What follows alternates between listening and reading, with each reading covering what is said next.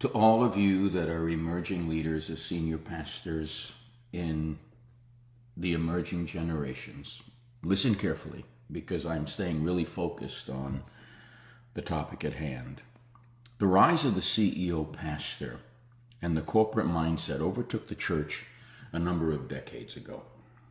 Somewhere along the way, the church stopped asking what it means to be faithful and started asking what it means to be successful. And that shift changed absolutely everything.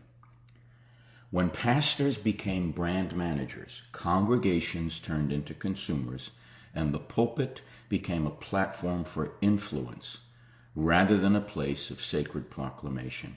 We lost something essential. The CEO pastor is not a scriptural figure.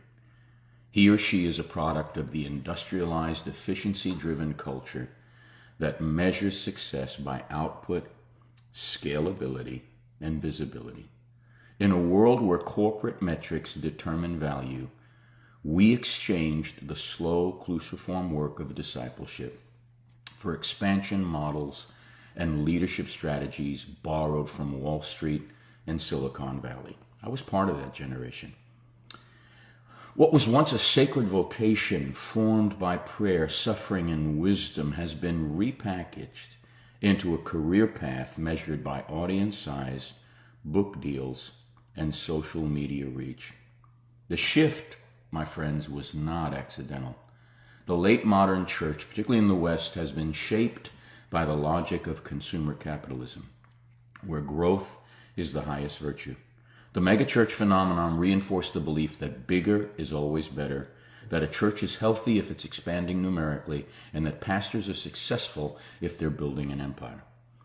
As theologian John Drain warned us in 2012, in the McDonaldization of the church, we began valuing efficiency over depth, control over mystery, and predictability over the unpredictable movement of the Spirit.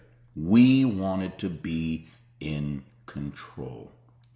But what happens when you scale something that was never meant to be mechanized?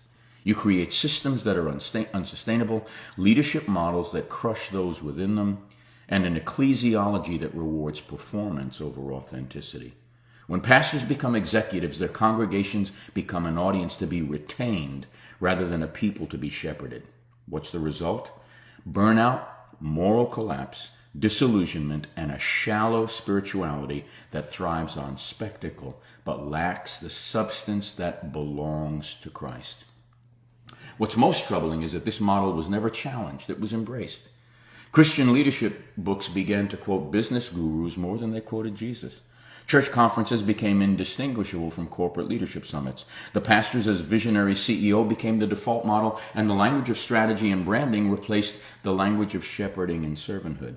But here's the truth. Jesus never built an empire. He never strategized growth models. He never cultivated a personal brand. He never measured his influence by numbers. The moment the church forgets that leadership is cruciform, it exchanges the authority of the cross for the power structures of the world. And when the world sets the terms, the church loses its soul. So here's the question every emerging leader needs to ask themselves. Are you a shepherd or are you a CEO? Because the one lays down his or her life for the sheep. The other monetizes them. And if something in you is stirring as you hear this, if you're wrestling with what this means for your calling, you're not alone. These are the conversations we need to be having, and I'd love to walk alongside leaders who know there has to be a different way. More soon. Stay with me.